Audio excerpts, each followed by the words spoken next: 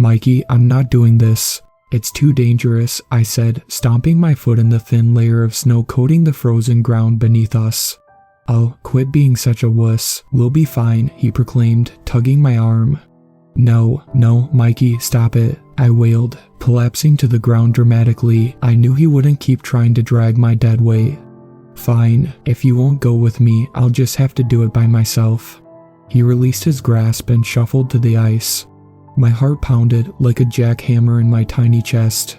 "Mikey, please, you're going to get hurt," I cried, tears beginning to blur my vision. "Caleb, shut up. I'm trying to concentrate," he retorted, calculating each footfall with a precision that my 6-year-old mind couldn't comprehend.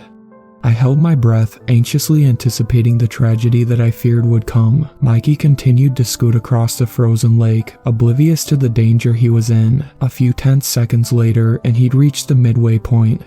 "See, Caleb, you were being a huge crybaby for nothing." Crack. A massive fracture erupted below Mikey's feet, spider webbing across the glassy surface on which he stood. My brother's face drained of color as the consequence of his blunder crashed down on him like a ton of bricks. The ice groaned beneath his weight. Mikey didn't have much time. "Don't move. I'm going to get Grandpa," I said, praying that I would make it back in time. "Hurry, please," Mikey whispered through clenched teeth, his hazel eyes pleading with me to keep my word. I turned to the house. It was only a few yards away.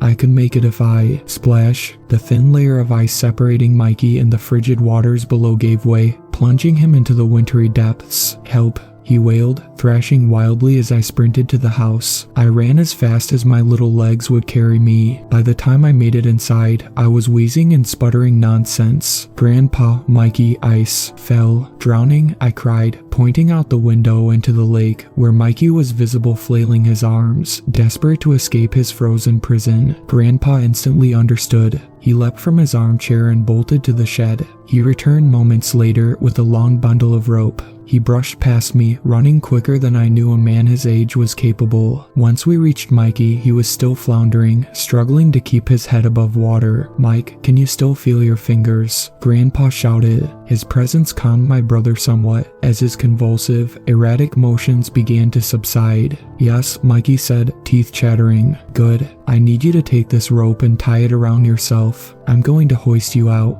Mikey nodded as Grandpa tossed the line into the freezing water next to him. Mikey quickly obeyed, fastening a knot around his torso. "Hold on tight, boy." Just as Grandpa was about to heave, Mikey suddenly disappeared into the murky depths. The line was being gulped into the water at a sickening rate. I turned to my grandfather. The look of fear rooted in his visage is one that I hope I never witness again. The rope continued to disappear until it went tight in Grandpa's grip. He braced for the impact and held firm as the mysterious force dragged him a few feet closer to the water. My heart palpitated furiously as he slid, dread seeping into my bones. Grandpa pulled, summoning every ounce of strength remaining in his weary muscles. Eventually, he began to make progress. Inch by inch, Grandpa was winning the battle. And then, all at once, the line went slack and Grandpa fell flat on his ass. Something big burst from the hole, flopping onto the ice and sliding toward us. It was Mikey. His face was starting to turn blue, and he wasn't breathing. Grandpa reeled him in the rest of the way. He began CPR, laying my brother on the sturdy snow-covered ground and starting chest compressions. Blood thumped in my ears, and tears began streaming down my rosy cheeks. I was certain that Mikey was dead.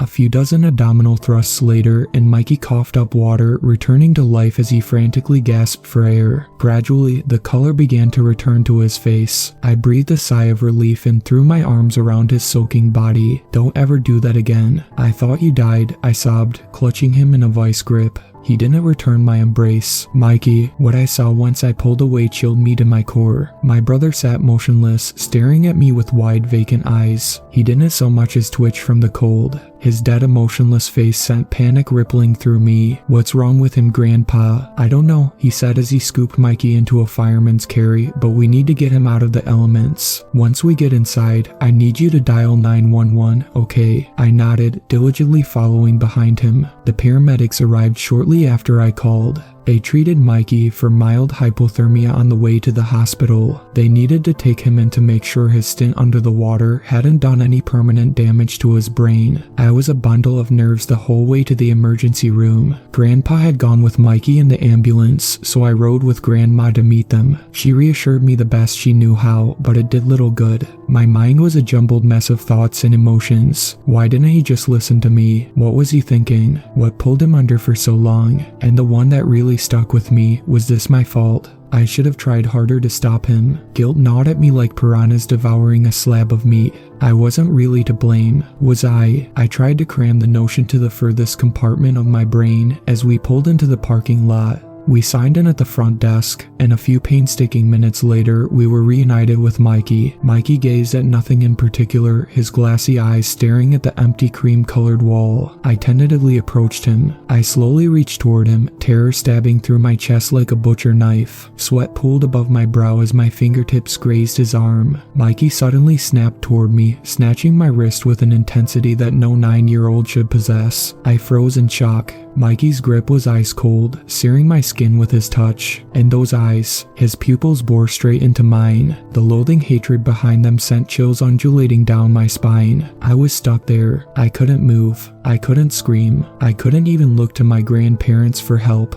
The world melted away, leaving the two of us alone in a nauseating staring match. Caleb, I was pulled back to reality by Grandpa's worried voice. He lightly shook my shoulders. Oh, yeah. Sorry, Grandpa. I need you to scoot over, buddy. Dr. Kent here needs to run some tests on Mikey. I obliged, joining Grandma. I glanced at Mikey, failing to meet his gaze. He'd returned to fixating on nothing, staring straight ahead at that featureless nondescript wall. After sufficiently poking and prodding my brother, the doctor returned to us. His physical reactions seemed normal enough. However, it does concern me that he isn't speaking or responding to stimuli. There may be some permanent damage, but we'll need to do a CAT scan to be sure. My grandparents grimly locked eyes. Grandpa nodded to Dr. Kent. Okay, do it. Mikey had to stay in the ER until the early hours of the morning. All the while, he didn't utter so much as a cough. The medical staff performed a bunch of different tests on him, which seemingly all reached the same conclusion: my brother was fine. Finding nothing out of the ordinary, Mikey was discharged. Dr. Kent instructed Grandpa to take him to his personal physician if the odd behavior continued and explained that there was nothing else he could do. He thanked him and we left, tired and frustrated by the lack of results. We finally arrived home at 4 in the morning, nodding off and ready for some much needed rest. Well, everyone except for Mikey. That same fish-eyed expression was pasted on his face. I shuddered just looking at him. I was almost disappointed when the doctors didn't find anything. If they had, at least we'd know why Mikey was acting this way. Instead, we were left with no explanation, no signs of improvement, and no answers. I passed out the moment my head hit the pillow. My sleep-addled brain had been working in overdrive for the entire evening, and I was pooped. Grandma tucked me in, wishing me sweet dreams. As the door creaked shut and my vision faded to black, Mikey faced the wall opposite to me in the fetal position. The thought that he might actually be getting some much-needed sleep comforted me, and I was lulled into a peaceful slumber. I awoke with a start in the middle of the night.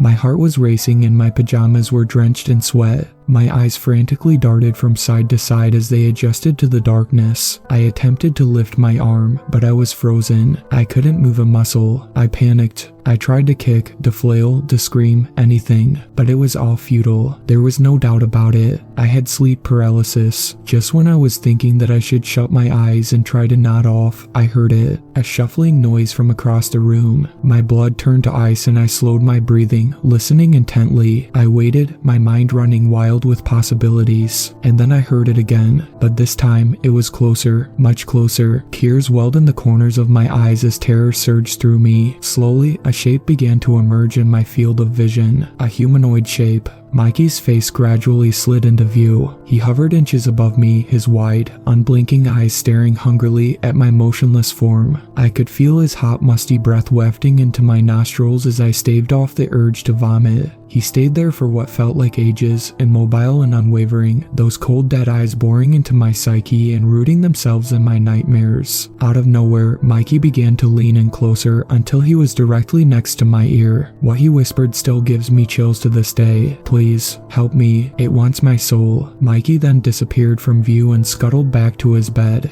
My heart pounded so hard that I thought it was liable to leap from my chest at any given moment. What the hell was that? I lay in silent hysteria as my still developing brain struggled to comprehend what I had just seen. Somehow, I calmed myself enough to return to a fitful slumber. I awoke that morning hyperventilating. I think something has taken hold of Mikey and I'm afraid that it wants to take me next. My eyes immediately shot to Mikey's bed. He was lying there, facing the wall in the same position he had adorned the night prior. Last night, was that all a nightmare? I didn't want to find out. All I wanted was to put as much distance between myself and Mikey as possible. I trudged into the kitchen, rubbing my eyes wearily. The tantalizing aroma of eggs and bacon greeted my nostrils. I practically floated up to the counter where Grandpa sat, reading the paper and sipping his morning coffee. "How'd you sleep, kiddo?" he said, combing my hair. "Good," I lied, hoping he wouldn't detect the deceit polluting my statement. As silly as it was, I didn't want Grandpa thinking I was a coward for having a bad dream. "How do you want your eggs, Caleb?" Grandma asked over the appetizing noise of sizzling bacon grease. "Scrambled, please. Coming right up.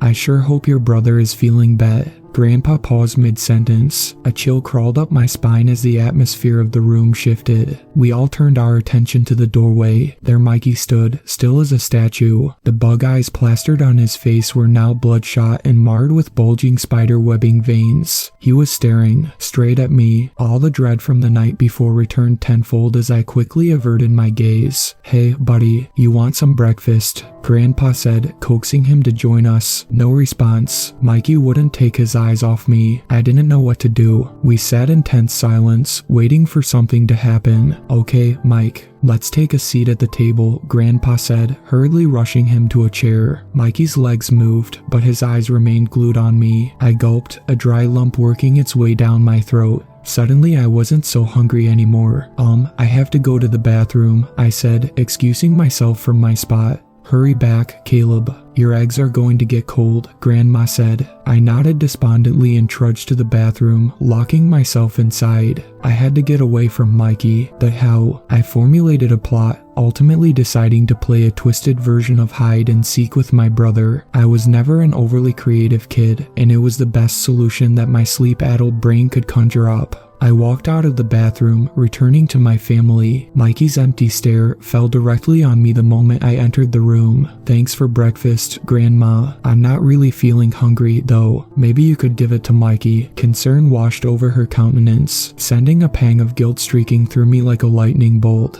"What's wrong, sweetie? Are you not feeling well? Come, join us at the table." "Agnes, let the boy be," Grandpa said, shooting me a knowing look. "He'll eat when he's ready." I mouthed a silent thank you as Grandma conceded. "Okay, but it'll be here if you change your mind." I bolted to my room, desperate to escape Mikey's gaze. I hid there until he showed up, deadpan expression eating at my conscience. I ran, slamming Grandma and Grandpa's door shut and slipping under the bed. I could hear his footsteps in the hallway, slowly tracking me down. It took him a while, but eventually he found me. Those vacant eyes sent a shiver rippling through my body. I again darted away to a new spot. Things went on like that for the rest of the day. I'd be lying if I said it wasn't a little exhilarating. It was like a constant game of cat and mouse. Once nightfall came, I was exhausted. Hours of hiding from my brother had really taken a toll on me. I was ready to take a trip to Dreamland and forget about Mikey's weird behavior just for a little while. "Good night, boys. Sleep tight."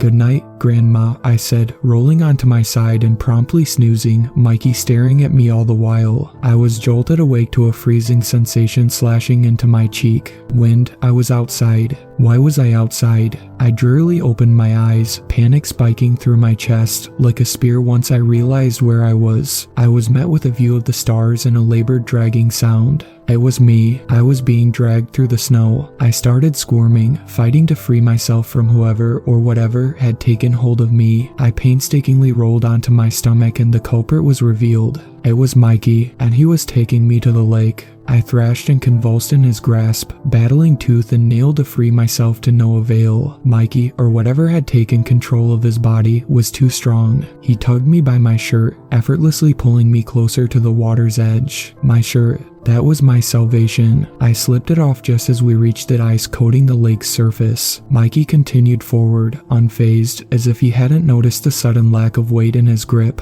I watched, tears threatening to spill down my cheeks, as Mikey carelessly made his way to the middle of the lake. Each reckless footfall sounded like a crashing meteor. As he reached his destination, somehow completely unscathed, he turned to me. Those dead bulging eyes connected with mine, and for the first time in a while, I was able to discern a genuine emotion behind them, fear. Mikey lifted his foot and brought it down hard, cracking the ice. He raised it again, preparing to repeat the process. The ice was already brittle from where he'd fallen the first time. One more stomp and he was done for. Mikey, please, don't do this, I wailed, pleading with whatever was in the driver's seat. A tear rolled down his cheek as his foot came crashing down, sending him plummeting into the frigid water. I waited, hoping to see my brother kick or flail or scream, but he didn't. Mikey never resurfaced. I flew back up to the house, sobbing my eyes out and waking my sleeping grandparents. Grandpa returned to the lake with the same bundle of rope from before. He searched the water with a flashlight while Grandma called the emergency services. Mikey was never found. He was declared missing on this day, 18 years ago. I can't truly move on from his disappearance. He's been legally declared dead, but I know that he's still out there somewhere, because every year I make the 8-hour drive to visit my grandparents. In the winter I return to the lake at night, free from prying eyes. Sometimes I swear I can see Mikey's blue, tumescent face peering back at me from beneath the ice, and now he's always smiling.